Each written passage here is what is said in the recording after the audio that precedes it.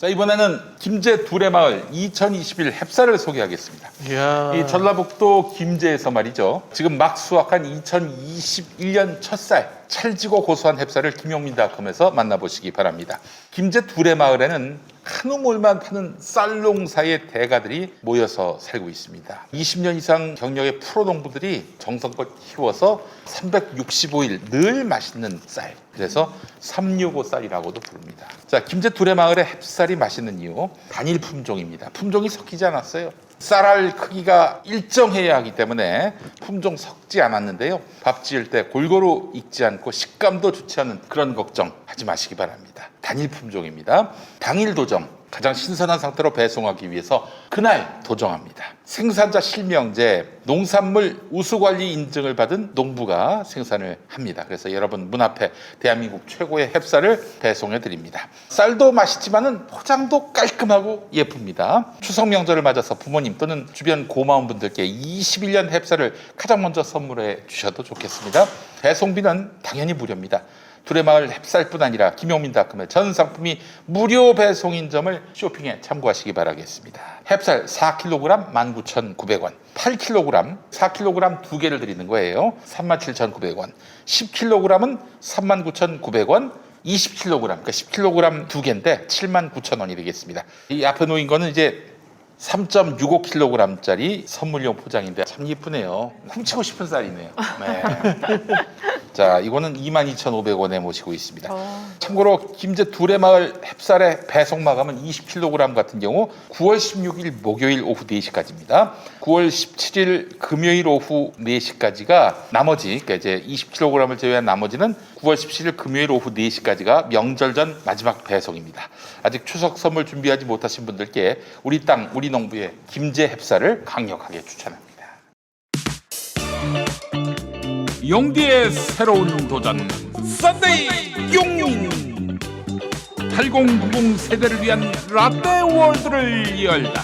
썬데이 용인 사건과 실화, 화제의 인물, 음악과 영화 모든 장르를 총망라한 썬데이 용인 9월 5일 팟빵에서 공개됩니다. 썬데이 용인. 아이고, 이거 구독해달라는 말을 깜빡했네. 썬데이 영민 구독. 썬데이 용민 구독 부탁드립니다. 재난지원금 뭐 50만까지 이의 신청을 할 수 있을 것 같다 얘기가 나오던데. 이게 웬일입니까? 이거 대체? 참 표현이 그렇지만 예. 이거 정책 집행 실패예요. 예. 정책 실패라고 할 수는 없고 어떻게 정책 집행 실패예요. 이거. 집행을 실패를 할 수가 있죠?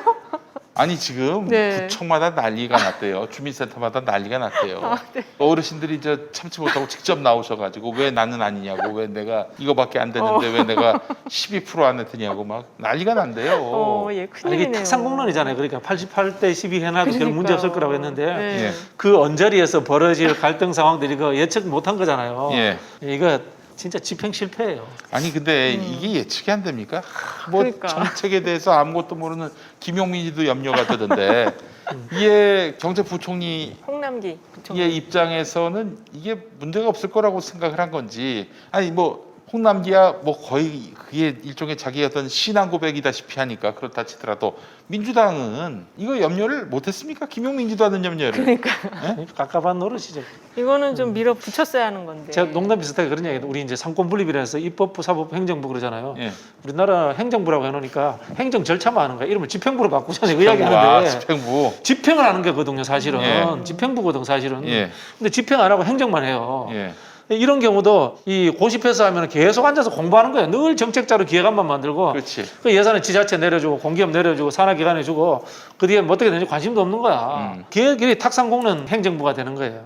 이게 그럼 관료의 실패라고 봐도 되나요? 관료의 실패죠, 관료의 실패. 관료의 실패. 네. 아, 아니, 그러니까 이제 이 정부가 이제 사실 좀 관료에 대해서, 관료는 뭐 비단 경제부총리만 있는 게 아니라 검찰총장도 관료입니다. 다 관료도 그렇죠. 지금 관료, 감사원장. 감사원장도 네. 그렇고 이 관료들을 제대로 제대로 단속을 못하는 이런 현실은 참 납득이 안 됩니다. 그 다음 대통령의 그래서 핵심 과제도 홍남기를 추천하는 사람이 아니라 홍남기에게 경을 칠 수 있는 사람이어야 한다.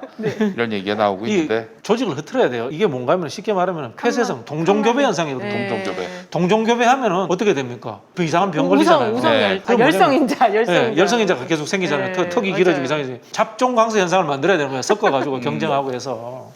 근데 저희가 노무현 대통령 때는 관료 집단이 상당히 유능하다라고 평가를 했었거든요. 왜냐하면 네. 그때는 그러니까 이게 이제 리딩하는 게 결정직, 그러니까 선출에 의한 리더가 이거를 잘 이끌어가면 우리나라 이 관료 집단이 꽤 그래도 유능해요. 다른 나라들하고 비교해 보면은. 근데 지금 이번에 여러 가지 그 윤석열부터 해갖고 쫙 보면은 이제 그 뭐랄까 그 박근혜 이데올로기에 휩싸여 있었던 이 관료 조직도 이제는 뭐든지 여러 가지 뭐 기술의 발전이나 이런 거 등등을 다 포함해서 여기도 뭔가가 커다란 변화가 필요한 시기가 됐다. 지금 검찰도 지금 변화를 진짜 맡고 있는 거잖아요. 직접적인 어떤 변화의 그런 걸 맡고 있는데 관료 집단도 그렇다라고 볼 수 있을 것 같아요.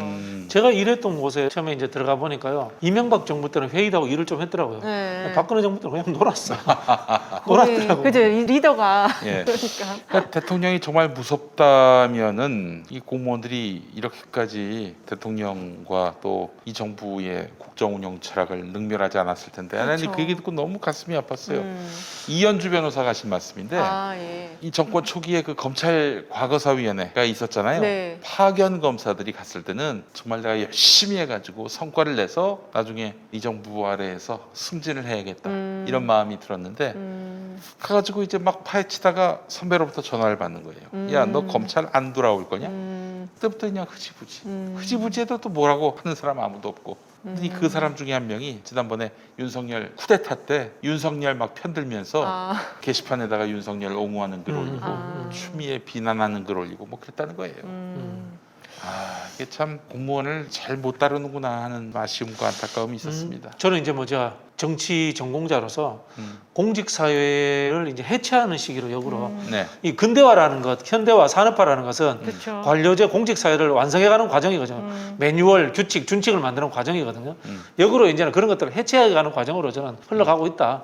그렇게 생각이 돼요. 왜냐하면 민간이 더 잘하기 때문에. 지금 이번에 대통령 이제 후보로 된 분이 가장 중요한 게 되시면은 이 정부 조직 개편이 제일 중요한 정책 공약이 돼야 될 거예요. 지금 모든 그 부처가 지금의 이 조직 틀 가지고는 이 칸막이식의 이 틀 갖고는 맞아요. 이 현재 당면하고 있는 문제 도저히 풀 수가 없다고 하더라고요. 그래서 이 정부 조직 개편 이제 좀 필요한 부처는 만들고 이걸 좀 대대적으로 할 필요가 있다. 네. 그런 생각이 들어요. 이번 저 경선에서는 이번 재난지원금 네. 논란이 결피한 수가 안 되는 모양이죠. 이게 사실 굉장히 뜨겁게 만들 수도 있을 것 같은데. 근데 요거를 이제 그 책임선을 좀 이렇게 후보에게 가져가기에는 이 당이라는 역할, 당이라는 존재가 있기 때문에 조금 직접적으로 이게 딱 매칭시키는 거는 조금 쉽지 않을 것 같아요. 아니 근데 이제 이런 홍남기를 추천한 거는 예. 좀 분명히 따져 물어야 할 것 같고 아, 당신이 이제 대통령 된 다음에 네. 홍남기 같은 사람 갖다 앉히면은 이것도 엉망이 될 거 아니냐. 당신이 총리였을 때 홍남기를 경치고 야 내가 말이야 너를 그렇게 저 부총리로 세웠는데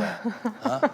어떻게 이럴 수가 있나 뭐 이런다든지 그런 것도 없이 지금 아주 저 혼자 잘나가지고 그냥 그렇죠. 이게 한번 인사가 너무 오래 하시는 것 같아요. 지금 현재 정부의 수장들이 너무 좀 오래 하고 있는 거 아닌가? 한번 교체했었어야 되는데 그 타이밍을 놓치고 계속 하다 보니까 이러는 거 아닌가? 그 생각이 좀 들어요. 재난지원금 문제를 엮어서 이렇게 비판을 할 수는 있어요. 예를 들자면 이제 기본소득에 대해서 네. 비판을 하면은 그럼 지금 이 재난지원금 이렇게 됐는데 이 난리통에서도 또 이 기본소득 하지 말자고 합니까?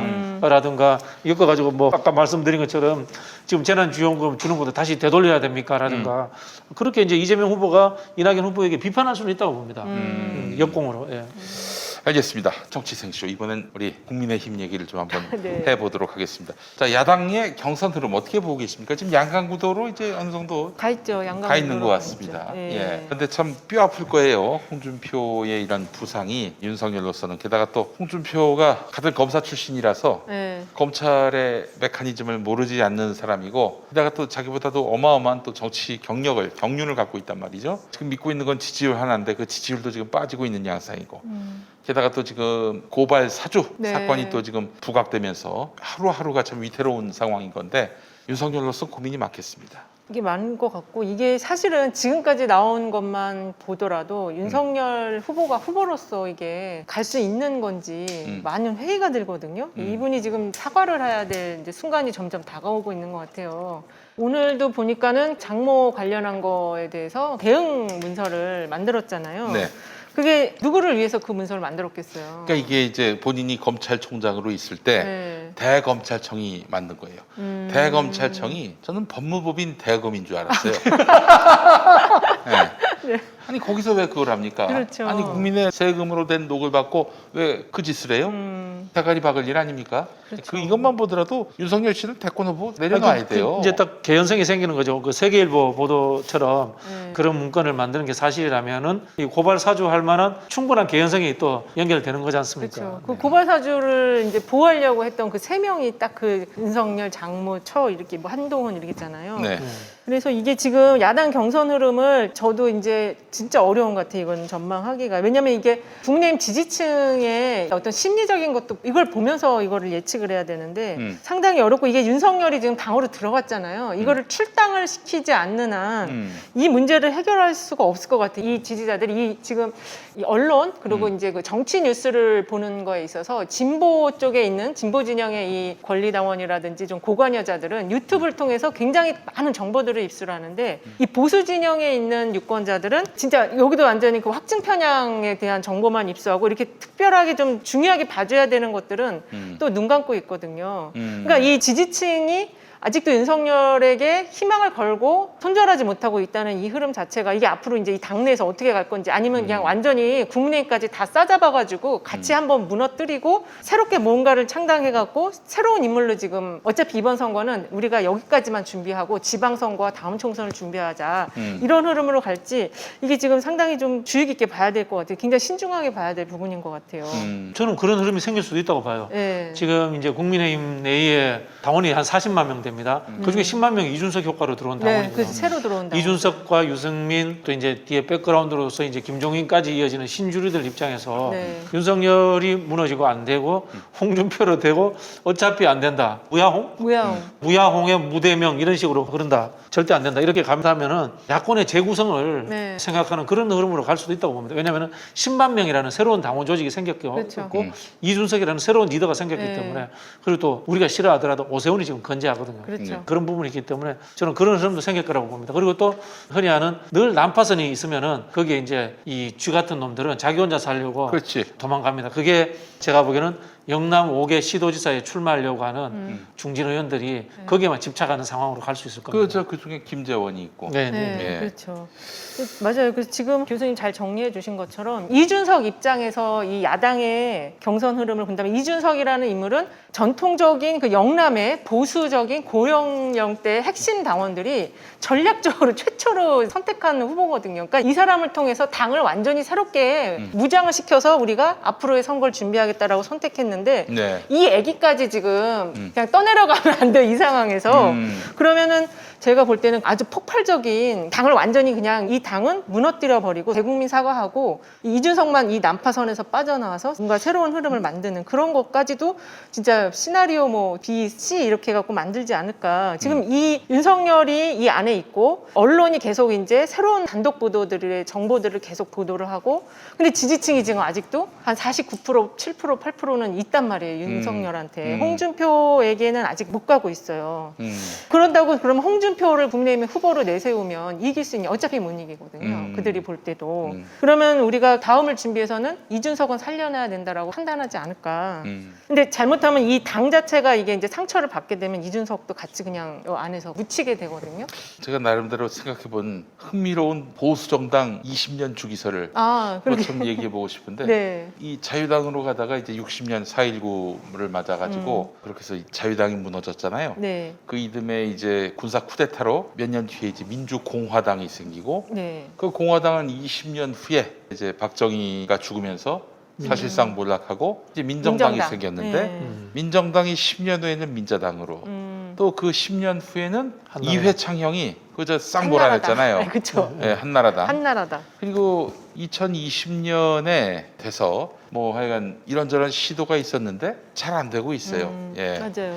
이런 뭔가 이런 주기설에 따르면은 보수 정당은 수명이 길지 않구나, 길어봐야 20년이구나 이런 생각도 들면서 내용적 변신이 없다는 점이 참 안타깝습니다. 예. 맞아요. 네. 내용적 변신. 그러니까 세대 교체가 잘 이루어지지도 않고 세대가 바뀐다 한들 사고 방식은 낡은 냉전주의에 계속 포위돼 있고 지역주의를 놓지 않고 박정희의 향수를 막 이렇게 일종의 어떤 그런 자산처럼 그렇죠. 받들고 있고 이러다 보니까 이 당은 근본적인 쇄신이 참 어렵구나. 그러다가 이제 보스 정치 시대가 이제 저물면서 박근혜 구속으로 그리고 이제 새로운 보스가 등장하기를 바랄 뿐이지 지금 보스 없는 시대, 그 노무현 대통령처럼 보스 없는 시대 그런 시대에 적응하려고 하지도 않아요. 그래서 지금 2020년, 21년에 지금 보수 야당은 한마디로 표류하고 있다라고 네. 볼 수 있을 것 같습니다.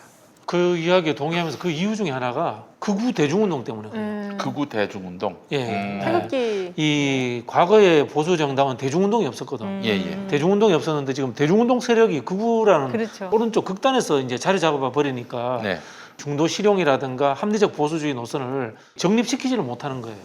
사실 뭐 이준석이나 유승민이나 하는 이야기 들어보면은 북한 문제를 제외하고는 굉장히 좀 유럽의 보수와 거의 비슷한 이야기를 해요. 네. 하는데 이제 이 극우 대중운동이 그 세력 내에 크게 자리 잡고 있으니까 그러니까 이건 해결하지 못하는 거예요. 이준석만 그렇게 얘기하다 말 뿐이야. 그래서 그냥. 말만 그렇게 될 뿐이고 예. 뭐 대중운동이라는 건 조직이 있다는 거거든요. 네. 그렇죠. 그런 거고 최초로 이준석이가 이 극우 대중운동에 대응하는 조직 당원이 이제 10만 명 생겨본 그렇죠. 거예요. 네. 이제 이게 얼마나 갈지 모르겠는데 저는 뭐 본론에 좀 벗어났지만은 이렇게 가면은 야권은 당분간 이준석이 당대표든 당대표가 아니든 의미 있는 정치인으로서 끌고 가는 시대가 저는 당분간 흘러갈 거라고 봐요.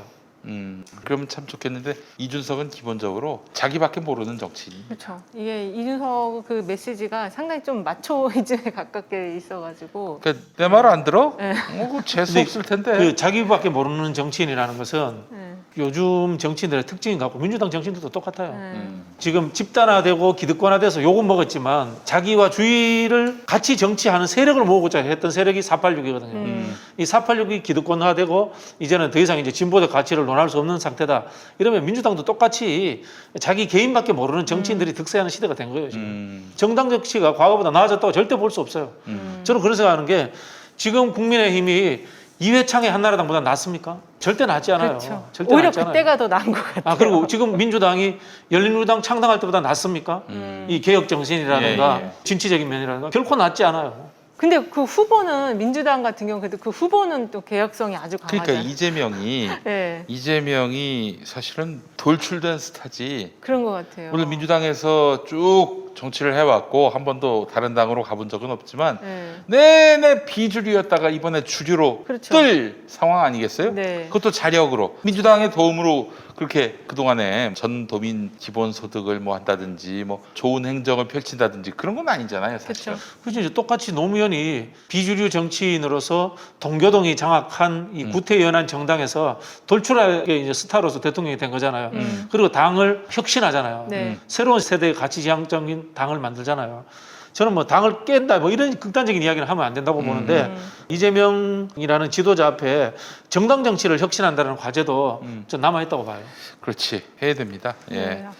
근데 그걸 해결할 만한 선발이 지금 많이 있어야 되는데 네, 지금 참 그게 걱정이죠. 문제예요. 예. 예. 아니 이재명 처음에 지난 총선 때 이재명 사람이라고 불리는 사람들이 아무도 공천받지 못했어요. 맞아요. 그때 그랬어요. 뭐 지금 이재명 지사를 따르는 정치인들은 각기 공천받아서 국회의원 당선된 사람들이지 이 지사가 이 사람 직접 됐으면 공천한 좋겠다. 건 없죠. 아니 뭐 그럴 여지가 어디 있습니까? 이재명은 그때만 해도 비주류였는데요. 자, 하여튼 알겠습니다. 그래서 컷오프 얘기를 한번 해봤으면 좋겠는데 국민의힘에서 황교안 컷오프 되겠죠? 거기 안 될 것 같더라고요. 아, 들어올 것 같은데? 들어올 것 같아요? 그렇죠. 8명 안에 들어오고 적어봤어요. 아 예.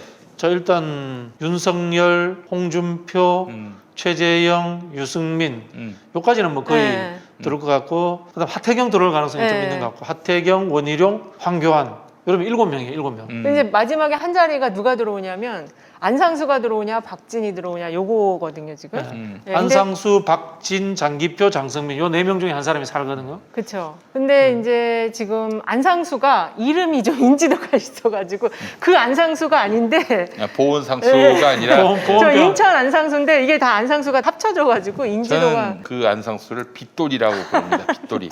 인천 채무를 한 15% 가까이 그쵸. 배로 15배 정도 15배요? 15배 늘리. 이분 재밌는 분이에요. 이분 보셨어요? 저는 방송국에서 자주 보는데 아. 옷을 기상천외한 색깔의 옷을 그래요? 입고 다니. 빨간 옷, 야광색 옷도 입고 다니시고 빤스도 야구. 그래서 안상수가 들어오냐 박진이 들어오냐 그 두 분 중에 한 분이 들어오고 문은 닫힌다. 우리 박진 의원이야말로 전형적인 이제 중도 실용주의자인데 네, 그렇죠. 최근에 좀 활동이 없으셔가지고 네. 네. 황교안은 들어온다. 들어와요. 들어올 거라고. 들어가야지. 아니 그 당대표까지 했고 사실은 전체 1등까지 했던 사람 아닙니까? 그렇죠, 작년만 해도. 그렇죠, 그렇죠. 예. 이런 개망신이 없어요. 장성민은 도대체 왜 거기 가서 정치를 합니까? 아, 그 이해가 전혀 안 되더라고요. 그 사람 어땠어요? 민주당에 있을 때? 민주당에 있을 때도 근데 이제 그분도 약간 기획통으로 본인이 이제 자리를 잡았기 때문에 아니 DJ의 적자 맞습니까? 뭔 적자예요? 적자라고. 근데 그때는 장성민 거의 학자 뭐 적자 할 때 적자인가? 아니 뭐 저기 하나갑 의원 정도 돼야지 DJ의 적자다 이런 그렇죠, 이야기 하는 그렇죠. 거지. 어디 자기가 DJ의 뭐- 적자를 갖다 붙여 그게? 근데 그분이 상황실장을 했잖아요. 국정상황. 국정상황실장 마지막에 잠깐 한 거 아니에요? 아 그래도 어쨌든 상황실장을 했고 젊은 어떤 DJ의 키즈로서 저분이 그래도 자리를 매김했어요. 아니 근데 동교동 출신들이 말이죠. 뭐 한광옥부터 시작해서 왜 저쪽 당에 갑니까? 그러니까요. 이런 거 아닌가요? 이제 민주당에 뿌리는 작인데 아니 대우를 안 뭐 이 해줘서. 친노 친문이 다 먹고 있다. 그렇기 때문에 우리가 앉을 자리가 없으니 어차피 한국 정치에서 정치를 하려면은 이쪽 못하면 민주당에서 못하면 저쪽 당 가서 할 수밖에 없다 해서 그쪽으로 간 겁니까? 또 그런 부분도 있고요. 그분들이 정치한 게 개혁적이어서 그렇지. 민주당 한 게 아니고 김대중 대통령이라는 굉장히 인물. 걸출한 사람의 개인을 이제 추종하다 보니까 한 거기 때문에 어째 보면은 이제 민주화 이후에 진보 보수로 나눠질 때 가치 신념이 부족한 거죠. 아니 그래도 그렇지 어떻게 저쪽 당 갑니까? 참 아, 이해를 할 수가 그러니까. 없어요. 그 국민 면접 때 그 물어보더라고요. DJ 적자인데 맞냐? 음. 그렇게 뭐래요? 자기가 뭐 계승자라고는 얘기를 계승자가 하더라고요. 지금 국민의힘에 가 있습니까? 아나 참. 그분하고 장성민하고 그다음에 장기표를 하니까 이게 뭔 모습이지 이런 생각이 들더라고요. 그러니까 정치를 출세하려고 하면 안 돼요. 음. 어디 가서 어디서든 간에 출세해보고 싶다는 뜻이잖아요. 솔직히 그렇지, 말씀드리면 생각을 바꿔서라도. 물구나무 서서라도 뭐 국회만 뭐 국회에 들어오겠다. 들어간다 뭐 네. 그런 얘기 했어요. 예. 예. 물구나무 써서 들어오면 그게 사람의 원숭이지. 맞습니다. 예. 자, 그래요. 그러면은 일단 우리 박진영 교수님은 그 8명을 얘기하셨는데 좀 견해가 다른 사람이 있습니까? 아 저는 없어요. 저는 박진이 들어오지 않을까 보고 박진이? 있거든요. 저도 네. 또 동의합니다. 박진. 네. 알겠습니다. 그래도 뭐 괄목할 사람은 이제 결국에는 윤석열하고 홍준표인데 고발 사주 이 여파가 경선에 미칠 영향력은 어느 정도 될 것인지 또 홍준표의 상승세는 어디까지일 거라고 보시는지. 고발 사주가 1, 2위 솔림 현상으로 될 것 같아요. 유승민의 기회가 박탈되는 마지막 기회조차도 박탈되는 저는 이런 현상으로 최대 피해자가 유승민이 될 것이다. 저는 그렇게 보여집니다. 예. 그렇죠. 지금 굉장히 강한 정국이잖아요. 그러니까 이게 누가 이걸 범인을 찾아내자 이 문제가 아니고 이걸 누가 뚫고 나가느냐 이 문제거든요. 내가 그렇지. 잘못을 했어도 이걸 뚫고 나갈 수 있는 그 강한 힘이 누가 있냐 이건데 그런 면에서 보면 유승민 후보가 지금 메시지를 내도 전혀 들리지가 않죠. 아이고, 참. 예. 그러니까 이제 그 홍준표 후보와 어쨌든 윤석열의 강렬한 대결 이게 이루어질 거고 현재 여론조사를 보면 홍준표 후보가 일단 약간의 상승세가 이제 어느 정도 올라온 만큼 올라온 것 같고 윤석열 후보도 이 고발 사주권으로 일단은 지지율이 좀 하락하다가 약간 좀 일단은 정체를 한 것 같아요. 왜냐하면 결집을 했거든요. 네. 근데 이게 이제 그러니까 결국에는 손준성이 어떤 증언을 하느냐 거기에 의해서 이게 또 판이 완전히 바뀌지 않을까. 아니, 오늘 저기 우리 황희석 변호사하고 잠깐 인터뷰를 아, 했는데 네. 지금 손준성이한테 네. 윤석열이 사람을 보내가지고 준성아 이번엔 좀 네가 담당해줘야겠다. 그러니까 이번에 좀 도와주고 잠깐 하려면 제대로 해야죠. 다리 쫙 다시 벌리고. 다리 쫙 도리도리도 하셔야 돼요. 벌리고. 예. 다리 쫙 벌리고 아우 아프다.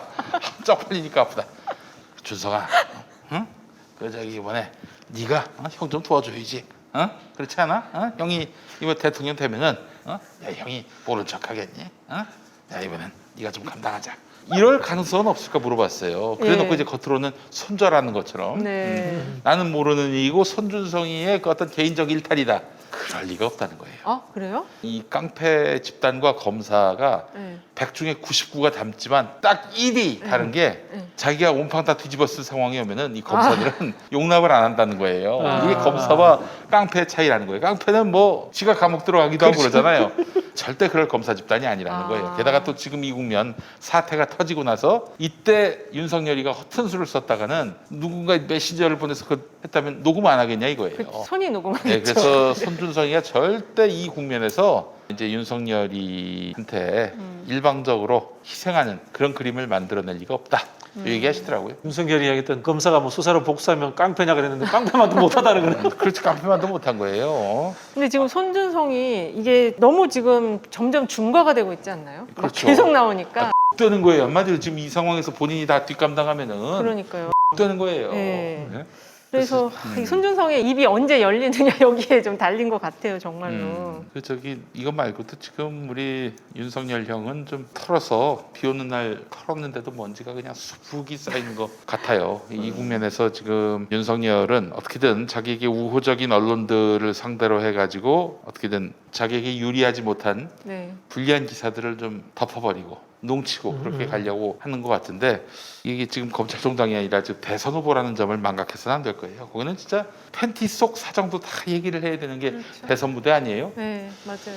지금 뭐 정보가 이렇게 발달되어 있는 상황에서 속속들이 다 얘기해요. 근데 참 진영 논리라는 게 참 재밌는 것 같아요. 그죠?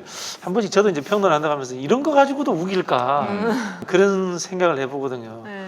최근에 그 김종인 비대위원장 인터뷰 그게 자기가 돕겠다는 얘기인 건지 그게 또 조금 안서 누구를? 그러니까 윤석열을 그러니까 지금까지 6개월인가 5개월 동안 주변에 파리떼만 있었다고 그렇게 똥파리 때?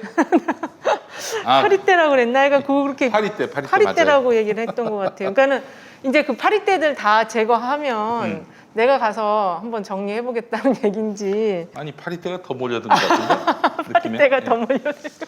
아니 저는 그 말도 말이지만 네. 이재명이 당선돼도 정권 교체의 의미가 있다. 이런 비슷한 말을 하지 않았습니까? 아 우리 김종인. 네, 김종인 박사가 종인이 형이 네. 이재명을 찍은 표도 정권 교체를 생각하고 찍은 표다.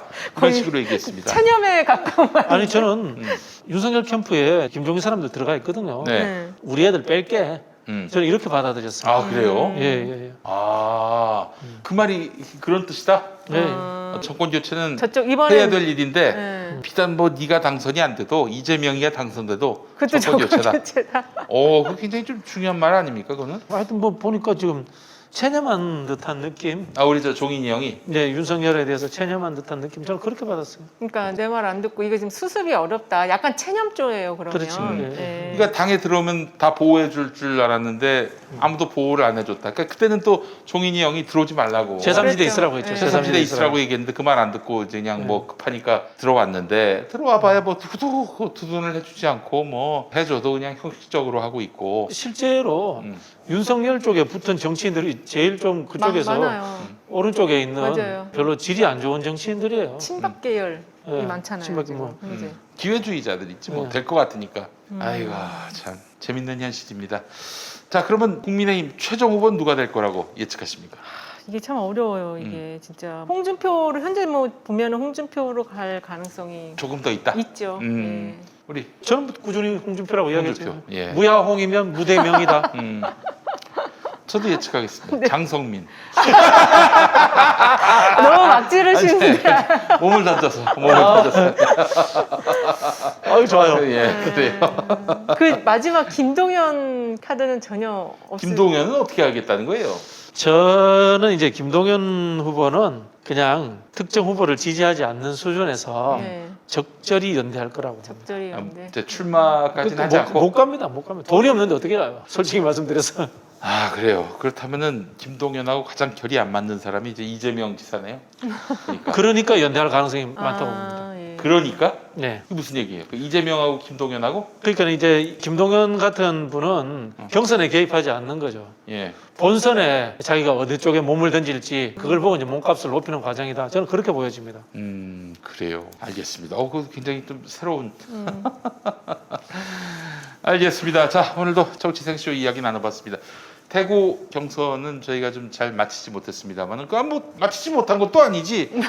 나만 못 맞췄지. 난 68%라고 했으니까. 예, 근데 뭐 결국 이재명이 승리로 끝났으니까 대승은 아니었지만 네. 여간 승리는 마쳤으니까 여러분 다음 경선 결과도 한번 좀 함께 지켜보시죠. 광주도 이긴다. 두 분은 50%가 넘을 넘을 거다. 것으로 네. 보인다라고 네. 하셨고 김용민은 50%는 좀 못 되지 않겠는가. 49%? 아유, 하여튼 저는 이제 정확한 득표율은 49.9? 얘기하지 않기로 했습니다. 자, 좀 더 보수적으로. 떡내기 하죠. 예, 예, 알겠습니다. 동심결 하고자로 하겠습니다. 자, 오늘 정치생쇼 마치겠습니다. 두 분 네, 수고하셨습니다. 감사합니다. 고맙습니다. 감사합니다. 길